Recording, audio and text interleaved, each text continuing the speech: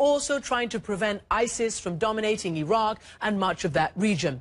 In Iraq, beleaguered Yazidis are begging for more help as ISIS tries still to wipe them off Mount Sinjar.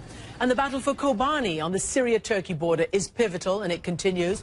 And the French now say that Aleppo in Syria must also be saved, the hub of the moderate Syrian opposition.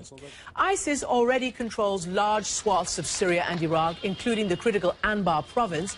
And as the president's deputy special envoy, Brett McGurk, tells me, it is extremely difficult, with some progress and some setbacks, but he says there is no walking away from this fight.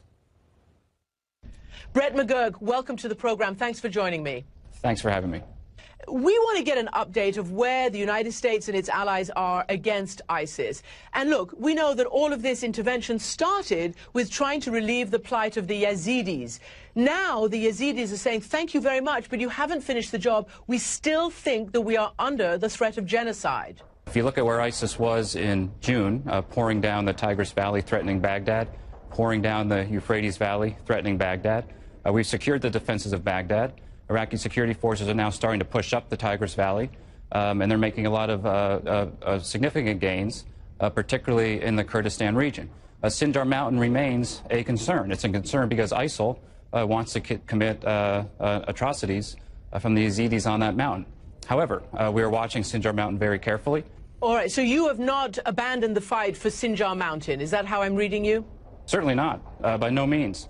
I think if you look at what happened in Kobani, Kobani is where ISIL tried to make Kobani its main effort, really to close up a pocket of the border that it has yet to control.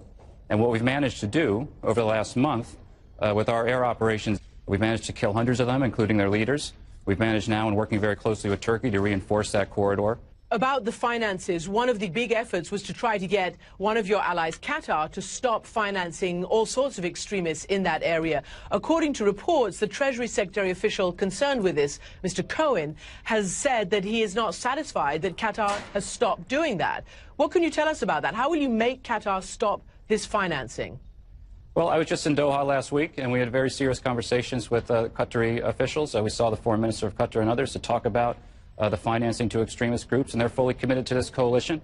What we've seen from ISIL is that it's a unique extremist group, and that it basically is a quasi-state entity. It controls territory like a state, it controls resources like a state, and at this point it's basically self-financing.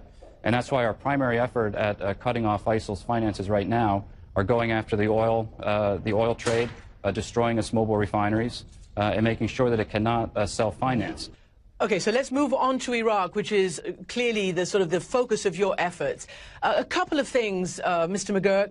One is, how do you answer complaints that in various meetings that you've had there with senior officials and with General Allen, that there's still a mistrust of you yourself because of your close links with the former Prime Minister al-Maliki?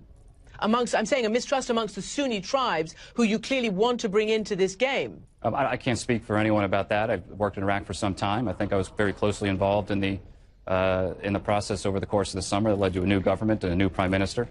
I can say we're working very closely with tribal leaders in Iraq. We're literally in almost daily contact with them. We have established mechanisms in place so that they are in direct communication with our military partners so that we can get them the support that they need. It's extremely difficult in Anbar province. ISIL has made a push in Anbar province starting on January 1st, Christian. We have to remember this. Fallujah fell on January 1st of this year. ISIL tried to take Ramadi on January 1st of this year, and they've been trying to take it every day since.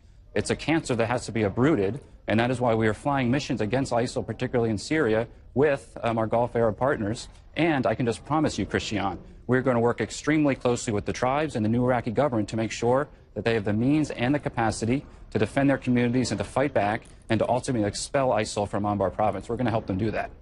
You know, talking to me right now, you really feel and sound like you're in a fight to the death.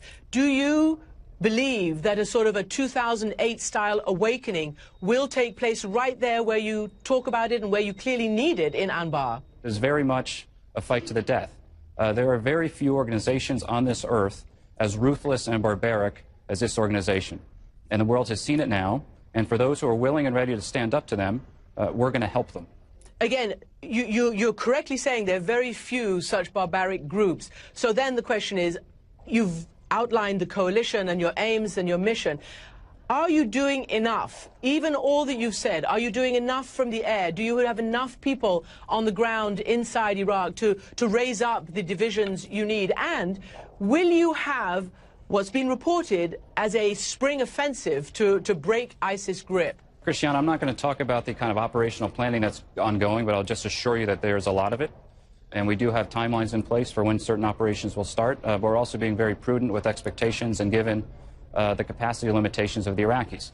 What I can say is that every single time we have worked with a local force on the ground, and we have coordinated with them, with our special forces who are in the field, and we've coordinated with them with our air coalition above, we have succeeded in defeating ISIL, not only defeating ISIL, but actually routing them in some major battles.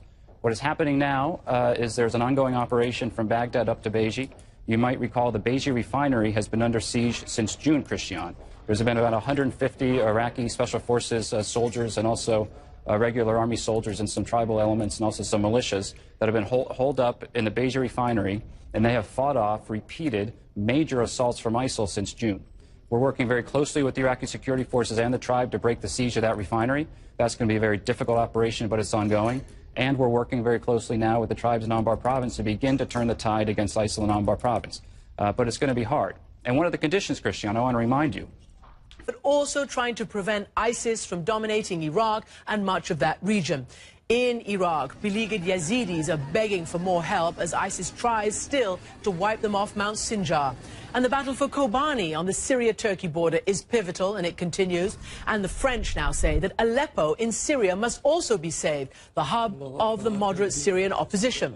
ISIS already controls large swaths of Syria and Iraq, including the critical Anbar province. And as the president's deputy special envoy, Brett McGurk, tells me, it is extremely difficult, with some progress and some setbacks. But he says there is no walking away from this fight. Brett McGurk, welcome to the program. Thanks for joining me. Thanks for having me. We want to get an update of where the United States and its allies are against ISIS. And look, we know that all of this intervention started with trying to relieve the plight of the Yazidis. Now the Yazidis are saying, thank you very much, but you haven't finished the job. We still think